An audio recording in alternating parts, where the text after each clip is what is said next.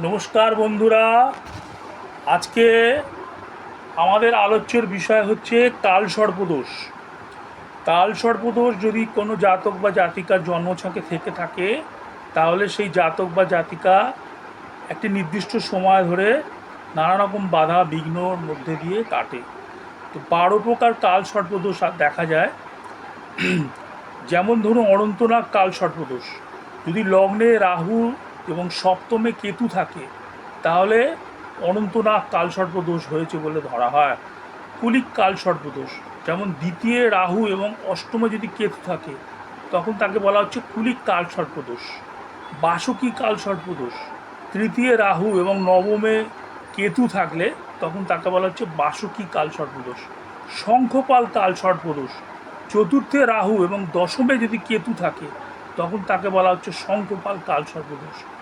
পদ্মনাভ কালসর্পদোষ, পঞ্চমে রাহু এবং একাদশে যদি কেতু থাকে, তখন তাকে বলা হচ্ছে পদ্মনাভ কালসর্পদোষ। মহাপদ্মনাভ কালসর্পদোষ, ষষ্ঠে রাহু এবং দ্বাদশে যদি কেতু থাকে, তখন তাকে বলা হচ্ছে মহাপদ্মনাভ কালসর্পদোষ। তক্ষক কালসর্পদোষ, সপ্তমে রাহু এবং লগ্নে যদি কেতু থাকে, তখন তাকে বলা হচ্ছে তক্ষক কালসর্পদোষ। কারাকত্ব বা কর্কট কালসর্পদোষ, অষ্টমে রাহু এবং দ্বিতীয় যদি কেতু থাকে, তখন তাকে বলা হচ্ছে কর্কট কালসর্পদোষ বা কারকত্ব কালসর্পদোষ। শঙ্খচূড় কালসর্পদোষ, নবমে রাহু এবং তৃতীয় যদি কেতু থাকে, তখন তাকে বলা হচ্ছে শঙ্খচূড় কালসর্পদোষ। ঘটক কালসর্পদোষ, দশমে রাহু এবং চতুর্থে যদি কেতু থাকে, তখন তাকে বলা হচ্ছে ঘটক কালসর্পদোষ। বিষধর কালসর্পদোষ, একাদশে রাহু এবং পঞ্চমে যদি কেতু থাকে, তখন তাকে বলা হচ্ছে বিষধর কালসর্পদোষ। শেষনাগ কালসর্পদোষ, দ্বাদশে রাহু এবং ষষ্ঠে যদি কেতু থাকে, 180 ডিগ্রিতে যদি কেতু থাকে, তখন তাকে বলা হচ্ছে শেষনাগ কালসর্পদোষ। এই কালসর্পদোষ শুনেই জাতক জাতিকেরা ভয়ে আটকে ওঠে, কারণ এই কালসর্পদোষ যদি সময় মতো না কাটিয়ে দেওয়া যায়, যদি এর প্রতিকার না নেয়, তাহলে সারাটা জীবন তাকে নানা রকম বাধা বিঘ্ন মধ্যে দিয়ে তাকে জীবনযাপন করতে হয়। তো সুতরাং এই ধরনের কালসর্পদোষ যদি থাকে, তখন অবশ্যই এর প্রতিকার নেওয়া উচিত। কালসর্পদোষ মানে হচ্ছে সমস্ত গ্রহগুলি 180 ডিগ্রি, 360 ডিগ্রির মধ্যে 180 ডিগ্রির মধ্যে রয়ে গেছে, এবং কোনো একটি গ্রহ হয়তো এই রাহু কেতুর মধ্যে যে কোনো একটি গ্রহ বাইরে রয়েছে। এই এক সাইডে যে সব গ্রহগুলো যে বসে যায়, তখনই বিভিন্ন ধরনের কালসর্পদোষ দেখা যায়। এই ধরনের যদি কালসর্পদোষ যদি কোনো জাতক জাতিকার জন্মচার্টে থাকে, অবশ্যই প্রতিকার নিয়ে নেবেন। প্রতিকার নেওয়ার পর সে আবার সুখী সুস্থ জীবনযাপন করতে পারে। তো আজকে আমাদের আলোচ্যের বিষয় ছিল কালসর্পদোষ। এবার এই যে আমরা আমাদের যে 360 ডিগ্রি সার্কেলের যে রাশিচক্রটি, এই রাশিচক্রটির বিভিন্ন দিকে বিভিন্ন রাশিগুলো রয়েছে। এই রাশিগুলো কিন্তু ফিক্সড, এই রাশিগুলো কিন্তু নড়চড় করছে না, এরা এক জায়গায় রয়েছে, এবং নক্ষত্রগুলো এক জায়গায় রয়েছে। এই নক্ষত্রের নিজের আলো আছে, কিন্তু রাশি কিন্তু গ্রহগুলির নিজস্ব কোনো আলো নেই। এই নক্ষত্রগুলি মহা আকাশে বিভিন্ন দিকে রয়েছে। আমরা পৃথিবী থেকে এদের যে রূপে দেখছি, সেই রূপেই আমরা নামকরণ করছি। যেমন মেষ 66 নক্ষত্র দিয়ে তৈরি, পূর্ব দিকে, মহা আকাশের পূর্ব দিকে। পৃথিবী থেকে যখন আমরা দেখছি, একে একটা মেষ ভেড়ার মতন দেখতে লাগছে, তাই এই রাশিটির নাম দেওয়া হয়েছে মেষ রাশি। এটি মহা আকাশের পূর্ব দিকে থাকে, 66 নক্ষত্র দিয়ে তৈরি। নেক্সট হচ্ছে পূর্ব উত্তর দিক, বৃষ রাশি, 95 নক্ষত্র দিয়ে তৈরি, ইস্ট নর্থ কর্নারে এই রাশিটি দেখা যায়। বৃষ রাশি 95 নক্ষত্র দিয়ে তৈরি, মহাকাশের পূর্ব উত্তর কোণে। আমরা পৃথিবী থেকে দেখছি একটি ষাঁড়ের মতন দেখতে, তাই এর নাম দেওয়া হয়েছে বৃষ রাশি। নেক্সট হচ্ছে দক্ষিণ পূর্ব কোণ বা নর্থ ইস্ট কোণ, এখানে আছে মিথুন রাশি, 85 নক্ষত্র দিয়ে তৈরি।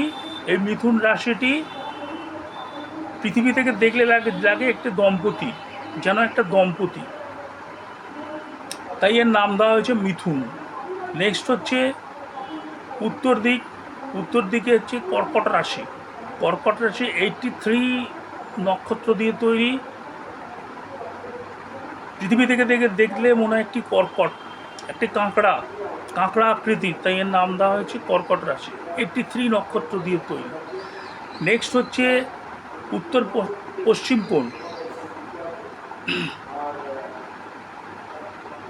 North West corner. এখানে হচ্ছে সিংহ রাশি। সিংহ রাশি দেখতে ঠিক সিংহের মতো নক্ষত্র বিন্যাসগুলো এমনভাবে রয়েছে সিংহের মতো দেখতে। 95 নক্ষত্র দিয়ে তৈরি। 95 নক্ষত্র এমনভাবে বিন্যস্ত রয়েছে যেন পৃথিবী থেকে তাকে দেখলে লাগে সিংহ, তাই এর নাম হচ্ছে সিংহ রাশি। নেক্সট হচ্ছে কন্যা রাশি, পশ্চিম উত্তর দিক, কন্যা রাশি 101 ডিগ্রি, 101টি নক্ষত্র নিয়ে তৈরি এই কন্যা রাশি। পৃথিবী থেকে দেখলে একটি কন্যা আকৃতি দেখা যায়, তাই এর নাম হচ্ছে কন্যা রাশি। নেক্সট হচ্ছে তুলা রাশি। তুলা রাশি পশ্চিম দিক, ওয়েস্ট। পৃথিবী থেকে দেখলে মনে হয় যেন এক ভদ্রলোক তুলার দণ্ড নিয়ে দাঁড়িয়ে আছে, দাঁড়িপাল্লা নিয়ে দাঁড়িয়ে আছে এক ভদ্রলোক, এরকম লাগে, তাই এর নাম দেওয়া হয়েছে তুলা রাশি। নেক্সট হচ্ছে ওয়েস্ট সাউথ কর্নার, পশ্চিম দক্ষিণ কর্নার, বৃশ্চিক রাশি। 44টি নক্ষত্র দিয়ে এমনভাবে সাজানো রয়েছে পৃথিবী থেকে দেখলে মনে হয় যেন একটা বিছা, তাই এর নাম হয়েছে বৃশ্চিক রাশি। নেক্সট হচ্ছে ধনু রাশি, দক্ষিণ পশ্চিম কর্নার, সাউথ ওয়েস্ট কর্নার, 69 নক্ষত্র দিয়ে তৈরি। দেখলে মনে হবে যেন একজন ধনুধারী, প্রথম 15 ডিগ্রি হচ্ছে এক ধনুধারী একজন ব্যক্তি, আর দ্বিতীয় 15 ডিগ্রি হচ্ছে একটি ঘোড়া। তো সেই অনুযায়ী একে নাম দেওয়া হয়েছে ধনু। নেক্সট হচ্ছে মকর রাশি। এটি দক্ষিণ দিকে, মহাকাশের দক্ষিণ দিকে 51টি নক্ষত্র দিয়ে তৈরি। একটি মকর একটি উপর দিকটা ছাগলের মুখ, পেছনে প্রথম 15 ডিগ্রি ছাগলের, দ্বিতীয় 15 ডিগ্রি হচ্ছে আপনার একটা মাছ। এই 30 ডিগ্রি কভার করছে এই রাশিটা। 51টা নক্ষত্র দিয়ে তৈরি। এর নাম দেওয়া হয়েছে মকর। মকরের মধ্যে দেখতে পেলে মকর। নেক্সট হচ্ছে কুম্ভ। এক ভদ্রলোক মাথায় কলসি নিয়ে বা কুম্ভ নিয়ে দাঁড়িয়ে আছে, সাউথ ইস্ট কর্নার, দক্ষিণ পূর্ব কর্নার। 108টি নক্ষত্র দিয়ে তৈরি। পৃথিবী থেকে এরকম দেখা যায়, তাই এর নাম দেওয়া হয়েছে কুম্ভ রাশি। নেক্সট হচ্ছে ইস্ট সাউথ কর্নার, পূর্ব দক্ষিণ কর্নার। এখানে হচ্ছে মীন রাশি। এটা হচ্ছে মীন রাশি, এই কর্নারে মীন রাশি। মহাকাশের এই কর্নারে 113টি নক্ষত্র নিয়ে গঠিত এই রাশিটিকে পৃথিবী থেকে দেখলে মনে হয় যেন দুটো মাছ একে অন্যের পুচ্ছ কামড়ে ঘূর্ণীয়মান অবস্থায় এইভাবে দেখা যায়। এইভাবে আমরা নামকরণ করেছি রাশির, এবং মহাকাশের এই সব দিকে এই রাশিগুলো একদম ফিক্সড। নক্ষত্রগুলো 27টি নক্ষত্র ফিক্সড, শুধু গ্রহগুলো ঘুরে বেড়াচ্ছে। গ্রহগুলো একটি রাশি থেকে আরেকটি রাশিতে ঘুরে বেড়াচ্ছে, এবং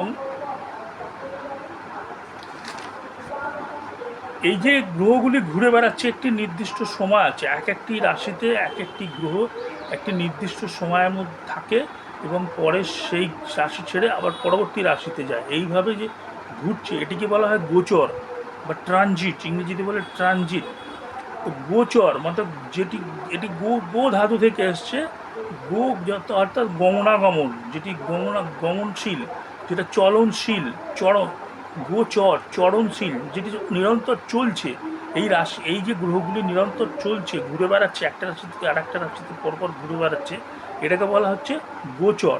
তো এই গ্রহগুলি বিভিন্ন রাশিতে বিভিন্ন সময় পর্যন্ত থাকে। যেমন রবি 30 দিন থাকে, 1 ডিগ্রি করে সরে, এবং 30 দিন এক একটি মাসে এক একটি মাস প্রত্যেক মাসে জানুয়ারি ফেব্রুয়ারি করে প্রত্যেক মাসে এক মাস করে থাকছে রবি। দ্বিতীয় হচ্ছে চন্দ্র, চন্দ্র হচ্ছে 2.5 দিন থাকে এক একটি রাশিতে। তৃতীয় হচ্ছে মঙ্গল, মঙ্গল 45 দিন থাকে এক একটি রাশিতে। নেক্সট হচ্ছে বুধ, 18 দিন থাকে এক একটি রাশিতে। বৃহস্পতি 1 বছর থাকে এক একটি রাশিতে। শুক্র 18 দিন থাকে এক একটি রাশিতে। শনি 2.5 দিন থাকে এক একটি রাশিতে। রাহু কেতু 1.5 বছর করে থাকে এক একটি রাশিতে, এবং পরপর এইভাবে ঘুরতে থাকে। এরা কিন্তু ঘূর্ণয়মান অবস্থা, এরা কখনো এক জায়গায় থেমে নেই।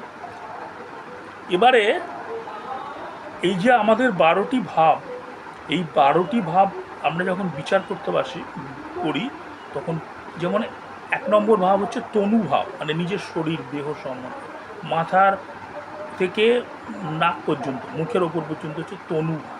নেক্সট হচ্ছে দ্বিতীয় ভাব হচ্ছে ধনভাব, মুখের নিচে থেকে গলা পর্যন্ত হচ্ছে ধনভাব, দ্বিতীয় ভাব। তৃতীয় হচ্ছে সহজ ভাব, কাঁধ থেকে বাহু দুটো সহজ ভাব।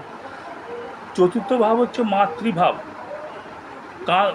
গলা থেকে বুক পর্যন্ত হচ্ছে মাতৃভাব।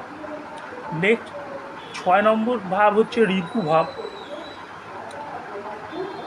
বুক থেকে পেট পর্যন্ত, উপরওয়ালা পেট পর্যন্ত রিপু ভাব। 7 নম্বর হচ্ছে জয়া ভাব, এই ভাবটা হচ্ছে পেটের উপরের অংশ থেকে নিচের অংশ পর্যন্ত। 8ম হচ্ছে নিধন ভাব, এটি হচ্ছে তলপেটের নিচের অংশ পর্যন্ত। 10ম হচ্ছে নবম হচ্ছে ধর্মভাব, ধর্মভাব হচ্ছে আমাদের এই থাইটাকে বলা হচ্ছে ধর্মভাব, থাইয়ের অংশটাকে। নেক্সট হচ্ছে কর্মভাব, কর্মভাব হচ্ছে হাঁটু।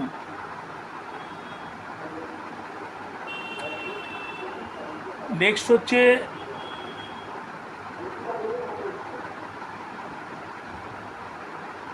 আয়ভাব, আয়ভাব হচ্ছে হাঁটুর নিচের অংশ গোড়ালি পর্যন্ত। নেক্সট হচ্ছে ব্যয়ভাব, সেটা হচ্ছে পায়ের পাতা দুটো, পায়ের পাতা অংশটা ব্যয়ভাব। এইভাবে আমরা শরীরের বিভিন্ন কালপুরুষের বিভিন্ন শরীরের অঙ্গগুলোকে নির্দিষ্ট করি, এবং এইভাবে আমরা বিচার করি। এবারে যেমন 1, 4, 7, 10 সবসময় শুভ ফল প্রদান করে। এইভাবে যে গ্রহগুলি বসে থাকে সেই ফলগুলি সবসময় শুভ ফল প্রদান করে। 2, 5, 8, 11 মধ্যম ফল দেয়, মধ্যম ফল দেয়, এরা বেশি ফল দিতে পারে না, 50% ফল দেয়। 3, 6, 9, 12 হীন ফল দেয়, এরা খুব কম ফল দেয়।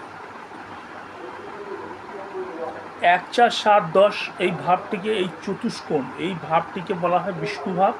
এইভাবে যখন গ্রহগুলি যদি শুভ গ্রহ থাকে এবং সেই গ্রহগুলি যদি নিষ্কলঙ্ক থাকে, যদি কোনো পাপক গ্রহ যুক্ত না থাকে, পাপক গ্রহ দৃষ্ট না হয়, তাহলে পুরো 100% এরা ফল দেয়। এছাড়া আছে 1, 5, 9 ত্রিকোণ, এটিকে বলা হচ্ছে লক্ষ্মী ভাব। এইভাবে যদি শুভ নক্ষত্র থাকে, শুভ নক্ষত্র বলতে রবি, মঙ্গল, চন্দ্র, বুধ, বৃহস্পতি, এরা যদি থাকে এরা শুভ ফল দেয় সবসময়। এরা যদি নিষ্কলঙ্ক যদি থাকে, যদি পাপক গ্রহের সঙ্গে যুক্ত না থাকে বা পাপক গ্রহ দৃষ্ট না হয়, তাহলে এরা সবসময় শুভ ফল দেয়। তো এই যে গ্রহদের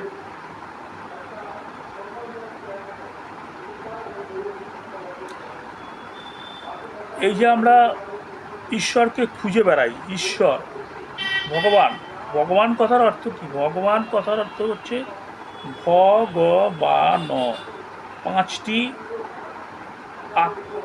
পাঁচটি শব্দ, ভ গ বা আ ন। ভ অর্থাৎ ভূমি, গ অর্থাৎ গগন, আ অর্থাৎ আগুন,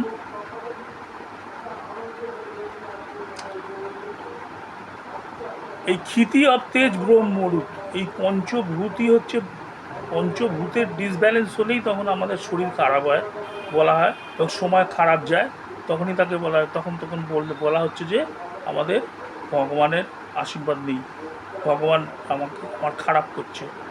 এই পঞ্চভূতে মানুষের শরীর তৈরি। এই পঞ্চভূতের ডিসব্যালেন্স হলেই তখন হচ্ছে নানা রকমের রোগ ব্যাধি বাধা বিপত্তি আসে। এটাকেই বলা হচ্ছে ভগবান। তো আমাদের শরীরের নাভি থেকে পায়ের গোড়ালি পর্যন্ত হচ্ছে বাত, নাভি থেকে বুক পর্যন্ত হচ্ছে পিত্ত, এবং বুক থেকে মাথা পর্যন্ত হচ্ছে কফ। নাভি থেকে পায়ের গোড়ালি পর্যন্ত ৮০ রকম রোগ আছে হয়, নাভি থেকে বুক পর্যন্ত ৪৪ রকমের রোগ হয়, এবং বুক থেকে মাথা পর্যন্ত ৪৫ রকম রোগ হয়। এই ১৪৮ প্রকার রোগ আছে। বাত পিত্ত কফের ডিসব্যালেন্স হলেই নানা রকম শরীরে রোগ ব্যাধি উপসর্গ হয়।